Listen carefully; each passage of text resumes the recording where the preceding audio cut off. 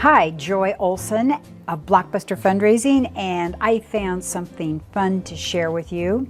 7 mistakes to avoid in your year-end fundraising. So I thought you would get a big kick out of this. Well, it's fall, so if you haven't started planning your year-end appeals, you are late. Late. But it's never too late. And you know, over 40% of giving occurs in the last 4 months of the year.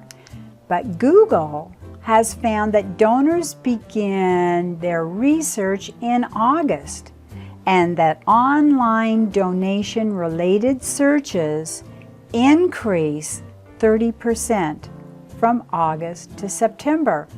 Isn't that kind of interesting? Of course, December is still king for when those gifts are actually made. Probably by December, they don't have as much time to research or Google you because we're all so busy come December, right? Well, how do you capture donors' attention right now and move them into a meaningful gift? And so what the experts say, you can avoid these common mistakes that they see often among nonprofits. Mistake number 1, sending the first communication on November 29th. Starting early is a must. That doesn't necessarily mean that you're asking in September, but it should mean that you're planning and ramping up your communication so that when a donor is thinking about where to give toward the end of the year, you've laid a solid foundation and built a great case for a gift. So use early fall to show impact and tell your story so that your organization is top of mind. One of my favorite letters that I got was the very end of August, the very 1st of September from Oregon Humane Society. It was wonderful, and they showed great impact, and I loved it. And they had the picture of the story, their story was even reflected on their envelope. I could hardly wait to open up that envelope. So if you haven't gotten started, don't be waiting until after Thanksgiving. Get your letter out right now, okay? Mistake number 2, no board support. They say one of the first pieces of the puzzle that you need in place is your board support. And this means that all board members should have made meaningful personal gifts and are thinking about other ways to get involved. Making calls, have them call your major donors. Even setting appointments with your major donors, giving special tours at your facility for your major donors, signing your appeal letters to your major donors and thank you cards. Or how about this for a great idea? Issue a challenge gift to the community. Wouldn't that be a great board plus in a nonprofit's hat? I think that's great. The reality is that board members are not going to wake up one morning and think of these ideas themselves. You, fundraiser you need to communicate with them at board meetings and through one-on-one conversations, help get them engaged and maximize your success. Mistake number 3, employing the wait by the mailbox strategy. One of the biggest mistakes you can make is assuming that last year's gifts will be repeated, especially for your top donors. You must ask, and for your top donors, this should be in person and prior to December. Sitting down with your donors and prospects for specific in-person asks does so much to not only secure higher level gifts, but also to build a beautiful relationship. Bottom line, if your fundraising strategy does not involve in-person meetings, you are leaving serious money on the table. Don't do that. Mistake number 4, A message, content that misses the mark. It's vital to have a coordinated message that is clear to donors. It needs to, 1, use a multi-prong approach. What do I mean by that? Okay, multi-prong. In person, direct mail, online, and social media. A coordinated message across those channels. Make sure that written and online electronic communications complement each other. And tell strong stories that tap into donor emotions. And don't forget to demonstrate impact. Very, very important.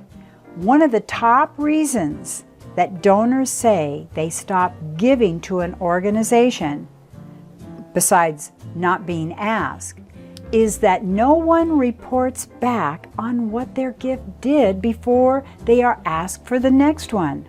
Ooh. So now is the time of year to get those messages out. If you have not already started doing so, I bet you have. I hope you have. But if you haven't, you've got an extra week this year. Get going. When creating the materials, the content, remember you don't have to spend an enormous amount of money. Hopefully, money is already budgeted in. But you want to spend enough that's appropriate for your organization and mission. I mean, donors don't want to see a tiny little organization with hugely expensive, flashy materials, but you do need to get busy and get your message out there. Okay, don't be afraid to mail and email and call. Use this multi-channel approach and work it. Okay, mistake number 5. Only contacting people who haven't given yet. If you're only contacting those that haven't given yet, you are leaving so many dollars on the table. The people who already made an investment in your organization this year have demonstrated that they're interested in your mission. They're backing you. Don't ignore this pool of loyal donors. They're your best donors. They're absolutely the best place to go because your best donors are the donors that have just given. Speaking of past donations, another really important point to consider is what worked well in your previous year in communications. Did you have a card that went out at Thanksgiving? Did that work well? Did your Christmas letter work well? Ooh, what about your Thanksgiving appeal? Pull records from the last 3 years, your appeals, and compare them to the results. Did one outperform the others? Build on that. Also, look at the drop dates. When were they in the mailbox? All this data will tell you, and they'll tell you when your donor likes to be communicated with it and what works.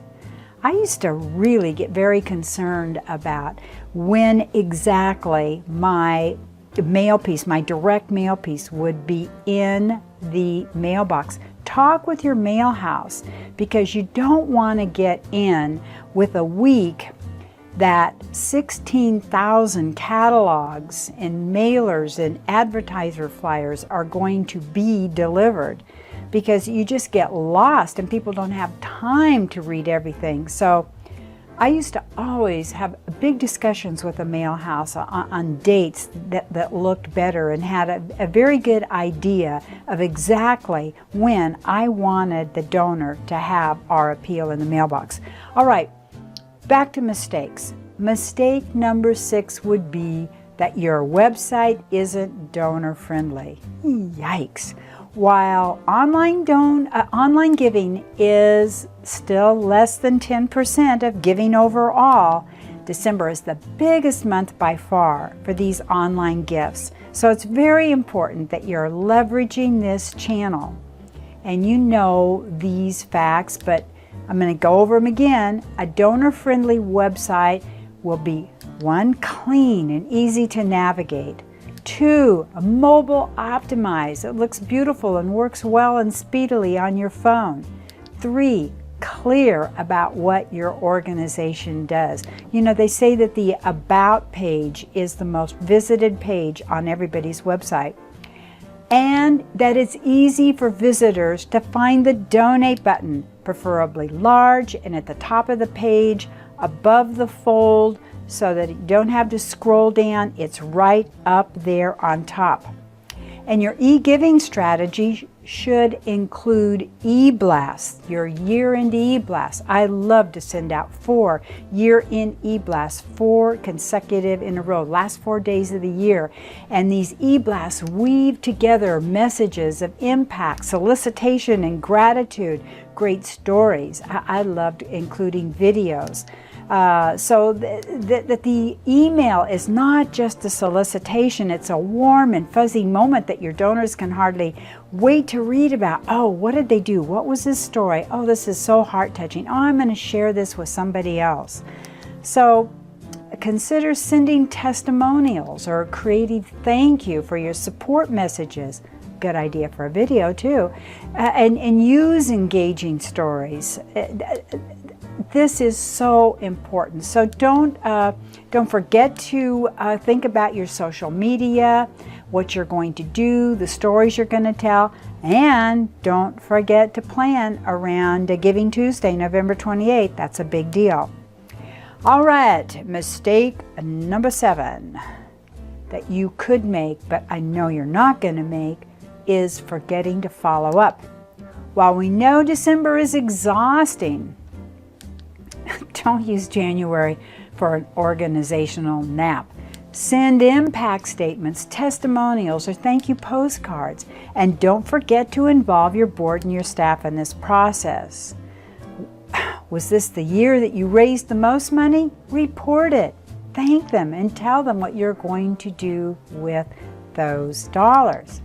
And we've got a little timeline summary here that they tell us that we're free to use. And so I hope that you'll take a look at this and that you have garnered some great ideas, some great inspiration on what not to do, but more what to do. And this is Joy Olson of Blockbuster Fundraising. You can also find us at joyolsongroup.com. And we have hundreds of free fundraising videos on our YouTube, Blockbuster Fundraising YouTube channel. And it's a great place to go. Take 20 minutes a day, or 15 minutes a day, or even 10 minutes a day, and learn a little bit or get a little bit of inspiration, because this is an exhausting time of year and it's tough. So we hope to inspire you with something new, something exciting. Maybe it's a tried and true best practice that you'd kind of forgotten, it got in the back of your mind. Anyhow, go get them. We're excited for you, and we're here supporting your 2017 year in fundraising success. Bye-bye. Thanks.